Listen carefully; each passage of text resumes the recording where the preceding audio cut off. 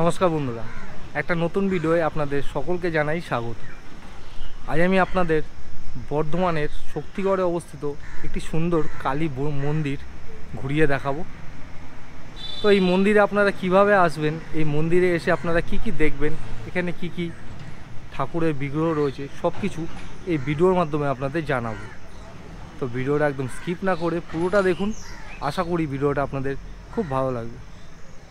আর যদি ভিডিওটা ভালো লাগে অবশ্যই একটি লাইক করবেন আর চ্যানেলটিকে সাবস্ক্রাইব করে আমার পাশে থাকবেন। তো চলুন ভিডিওটি শুরু করা যাক।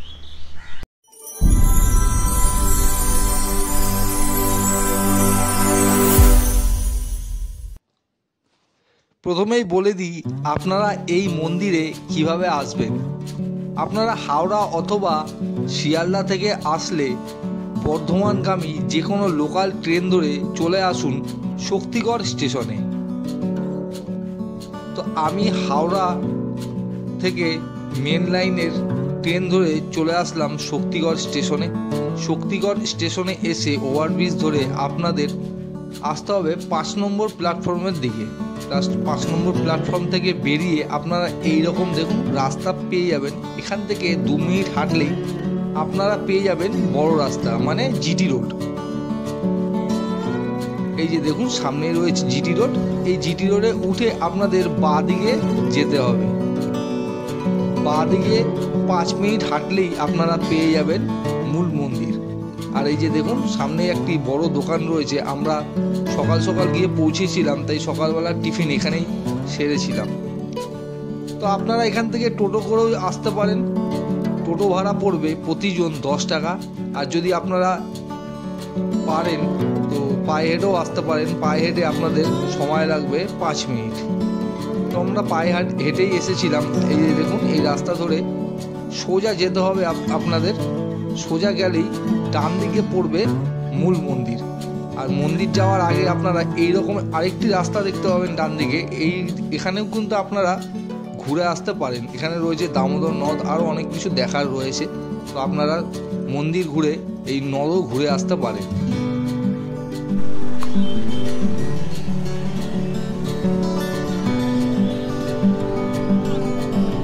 তো মেন রোড থেকে 5 মিনিট হাঁটা পথেই আপনারা পেয়ে যাবেন এই কালী মন্দির।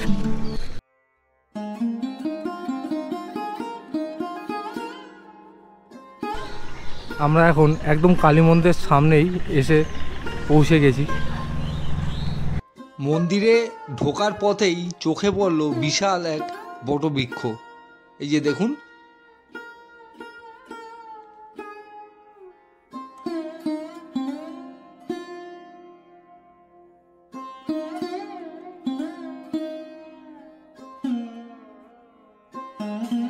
আর এই বিশাল বটবৃক্ষর তলায় রয়েছে একটি শিব মন্দির।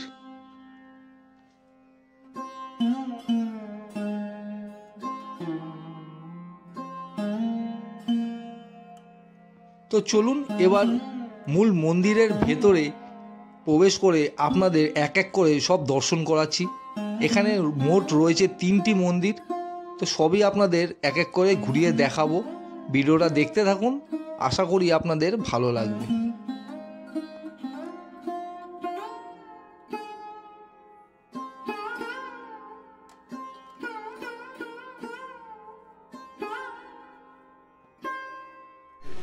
তো মন্দিরের মূল গেট থেকে প্রবেশ করেই আপনারা প্রথমেই দেখতে পাবেন একটি বহু প্রাচীন হাড়িকাঠ।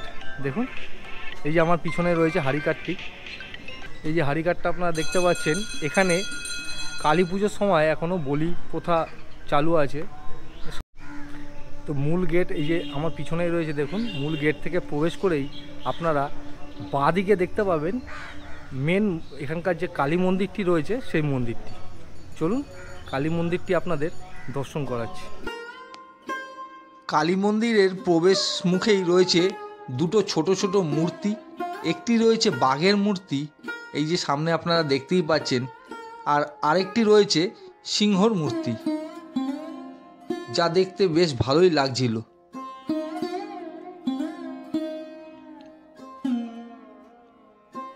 আর এই যে সামনেই রয়েছে মা কালীর মূল মন্দির। তো চলুন মন্দিরের ভেতর প্রবেশ করে আপনাদের মা কালীর সুন্দর মূর্তিটি দর্শন করাচ্ছি। এখানে মা কালী শিলা মূর্তি রূপে পূজিত হন। তো এখন মায়ের পুজো চলছে, অনেক ভক্ত এসে মায়ের কাছে পুজো দিচ্ছেন।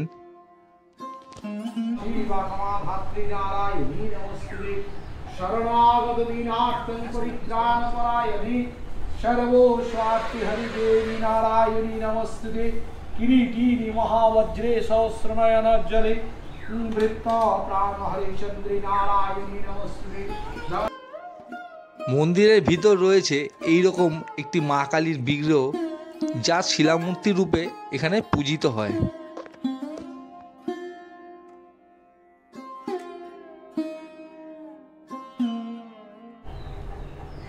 মানে এই মা হচ্ছেন মানে আদি ইনার যে মানে প্রথম থেকে যেটা শুরু, সেটা হচ্ছে আমার দাদুদের মুখে শুনেছি যে এই মা এইখানেই নাকি ছিলেন।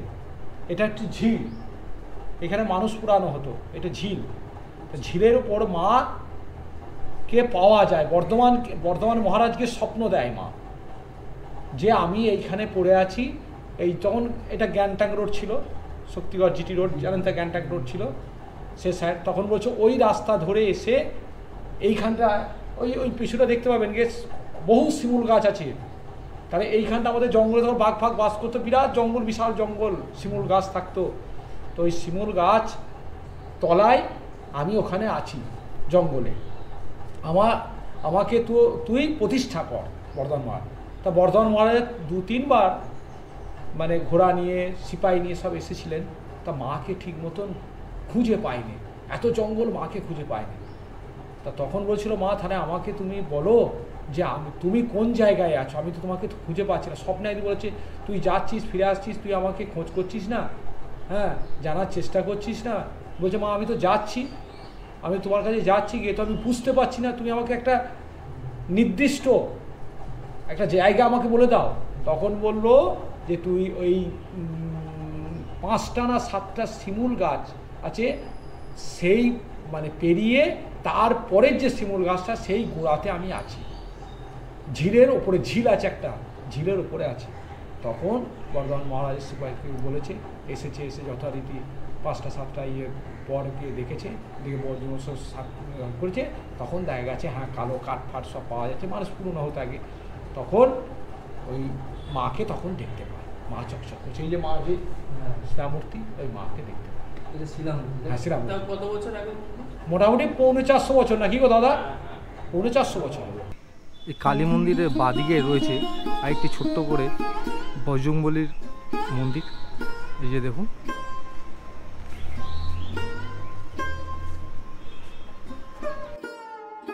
তো চলুন মন্দিরের ভেতরে বজরংবলীর বিগ্রহটি আপনাদের দর্শন করাচ্ছি, দেখবেন আপনাদের খুব ভালো লাগবে। এই যে দেখুন মন্দিরের ভেতরে বজরংবলীর বিগ্রহটি খুবই সুন্দর লাগছিল সামনে থেকে।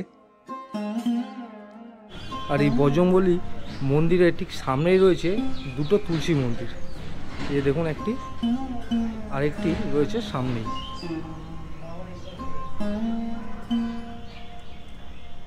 বিশেষ পুজো বলতে এটা হয় আপনার কার্তিক মাসে যে বাৎসরিক পূজা হয় না, কার্তিক মাসে যে দীপান্বিতা অমাবস্যায় যে পুজোটা হয়, সেইটাই হচ্ছে মায়ের আদি পুজো। ওই পুজোর সময় মোটামুটি ধরুন বহু মানুষের এই শক্তিগড় বাইরে থেকে আরও সমস্ত মানুষ সমাগম হয়, প্লাস হচ্ছে আপনার এখানে মায়ের ভোগ হয়, এখানে শিবরাত্রি হয়, ওই যে বাবা শিব আছেন, শিবরাত্রি হয়, প্লাস হচ্ছে আপনার এখানে পয়লা বৈশাখ হয়, আচ্ছা জয় মঙ্গলবার হয়, প্রচুর মানুষের সমাগম হয়, আচ্ছা আর আপনার বিপত্তারিণী হয়, এখানে বহু মানুষের সমাগম হয় বিপত্তারিণীতে। আচ্ছা আর কোনো পূজা যা আর প্রত্যেক ছট পূজা, হ্যাঁ ছট পুজোটা পুকুরেতে বহু মানুষের সমাগম হয়, ছট পুজোটা হয় আমাদের এই মা কালী মন্দিরে। আর প্রত্যেক দিনই যাত্রীর মোটামুটি পূজা হয়, মোটামুটি 1টা পর্যন্ত 1:30টা পর্যন্ত খুলে রাখা হয় মন্দির। সকাল 6টায় মন্দির খোলা হয়, মন্দির 1:30টার সময় বন্ধ হয়, 1টা থেকে 1:30টার মধ্যে বন্ধ হয়। আচ্ছা মিনিমাম 1টাই ধরে রেখে দিন, যদি শনি মঙ্গলবার হয় সেখানে ডেটটা করে দেওয়া হলো। আচ্ছা, আর বিকালে হচ্ছে 4টে থেকে মোটামুটি 8:30। এই মা কালীর মন্দিরে আসলে আপনাদের মনে একটা আলাদাই আধ্যাত্মিক চেতনার সৃষ্টি করবে। এখানে মা কালী মন্দিরের ঠিক উল্টো পাশেই রয়েছে একটি শিব মন্দির, এই দেখতে পাচ্ছেন সামনে। তো চলুন এবার শিব মন্দিরটি আপনাদের ভেতরে ঢুকে দর্শন করাচ্ছি। শিব মন্দিরে ঢোকার আগেই আপনারা দেখতে পাবেন মূল শিব মন্দিরের একদম সামনেই রয়েছে দুটি নন্দী মহারাজ। এই যে দেখুন, এদিকে একটি আর এদিকে একটি।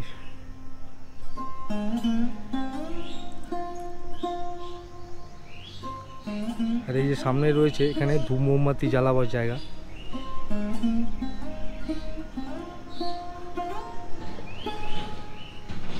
এবার আমি আপনাদের মন্দিরের ভেতরে ঢুকিয়ে মন্দিরটা দর্শন করাচ্ছি, দেখতে থাকুন।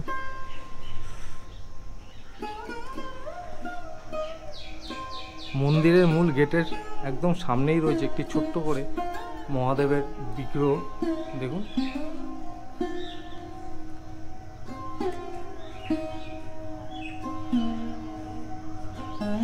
মন্দিরের ভেতরে রয়েছে একটি বড় শিবলিঙ্গ, আর সামনে রয়েছে একটি ত্রিশূল।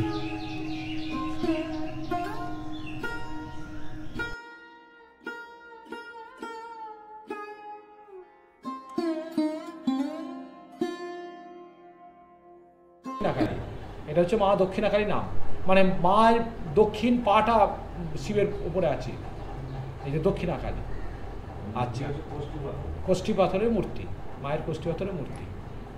আর মেন হচ্ছে সমস্যা হচ্ছে আপনার এখানে মোটামুটি 4.5 থেকে 5,000 লোক খায় রাত্রিরে, মানে মানুষ ফিরে যায় না, প্রত্যেককে দেয়া হয় রাত্রি প্রায় 12টা-1টা পর্যন্ত চলে। হ্যাঁ, তবে এই পর্যন্ত। আর মায়ের প্রত্যেকদিন নিত্য ভোগ হয়, মায়ের যেটা ওই যে ভোগ ঘর যেটা দেখবেন ওইখানে মায়ের প্রত্যহ নিত্য ভোগ হয়।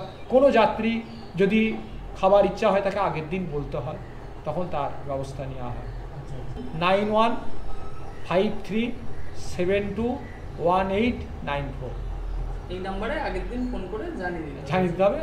তাহলে আপনারা যখন খুশি আসবেন, মোটামুটি 1টার মধ্যে আসতে হবে, 1টার আগে আসতে হবে। এই হাড়িকাটের সামনে দিয়ে এই যে একটা সরু রাস্তা আপনারা পাবেন, এখান থেকে গেলে এখানে যে জলাশয়টি আপনারা দর্শন করতে পারবেন। দেখুন এখানে রয়েছে একটি জলাশয়। স্থানীয়রা বললেন এই জলাশয়ের একটা ইতিহাসও রয়েছে। বহুকাল আগে যখন বর্গীরা আক্রমণ করত, বর্ধমানের রাজপরিবারের লোকেরা এই জলাশয়ের পাশেই ছোট ছোট ঘর করা ছিল, সেখানেই আশ্রয় নিতেন। বর্তমানে ছট পুজোর সময় এই জলাশয়ে প্রচুর ভক্তের ভিড় হয়। তো এবার আমি আপনাদের সিদ্ধেশ্বরী মাতার মন্দিরটা দর্শন করাবো। এই সামনে দেখতে পাচ্ছেন এটি হলো এই শক্তিগড়ের সিদ্ধেশ্বরী মাতার মন্দির।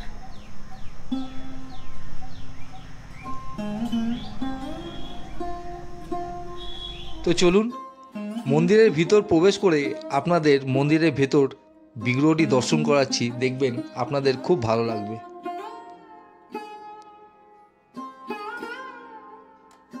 এই যে দেখুন সামনেই রয়েছে সিদ্ধেশ্বরী মাতার একটি সুন্দর বিগ্রহ। আপনারা এই মন্দিরে আসলে আপনাদের খুবই ভালো লাগবে, এই বিগ্রহটি দেখলে আপনাদের মন শান্তি হয়ে যাবে। আর এই যে মায়ের মন্দিরের বাইরের দেওয়ালে মন্দির খোলা বন্ধের টাইমিং লেখা রয়েছে, আপনারা চাইলে ভিডিওটি পজ করে পড়ে নিতে পারেন। আর নিচে রয়েছে শীতকালে মন্দির বন্ধ ও খোলার সময়সূচি। বন্ধুরা, আপনারা চাইলে এই মন্দিরে এসে পুজোও দিতে পারবেন, সেই ব্যবস্থাও এখানে আছে। এই মন্দিরের আশেপাশে সেরকম ডালার দোকান আমি দেখতে পেলাম না। আপনারা যদি এই মন্দিরে এসে পুজো দিতে চান, স্টেশনের সামনে থেকে ফুল মিষ্টি নিয়ে আসবেন। এখানে ঠাকুরমশাই ছিলেন, আমি যখন আসলাম দেখলাম যে অনেকেই পুজো দিচ্ছিলেন। তো আপনারাও সকাল 11টার মধ্যে আসলে এখানে এসে ঠাকুরমশাইকে দিয়ে পুজো দেওয়াতে পারেন। মা কালীর মন্দিরের ঠিক ডান দিকেই আপনারা এইরকম একটি ঘরও দেখতে পাবেন। এখানে মায়ের ভোগ রান্না করা হয়।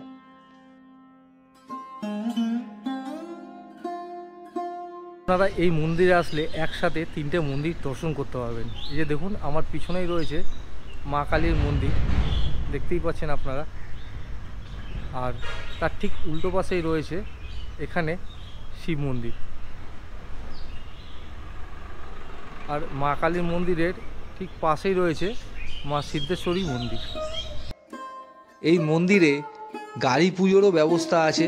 অনেকেই এখানে এসে গাড়ি পুজো করাচ্ছিলেন ঠাকুরমশাইকে দিয়ে। তো বন্ধুরা, এই কালী মন্দিরে আপনারা কিভাবে আসবেন, এই মন্দিরে এসে আপনারা কি কি দেখবেন, এই মন্দিরে কি কি ঠাকুরের বিগ্রহ রয়েছে, এখানে কি কি মন্দির রয়েছে, সব কিছু আপনাদের এই ভিডিওতে ঘুরিয়ে দেখালাম। তো যদি ভিডিওটা ভালো লাগে অবশ্যই একটি লাইক করবেন আর চ্যানেলটিকে সাবস্ক্রাইব করে আমার পাশে থাকবেন। আজকের মতো এটুকুই, দেখা হবে অন্য কোনো দিন অন্য কোনো নতুন ভিডিওতে।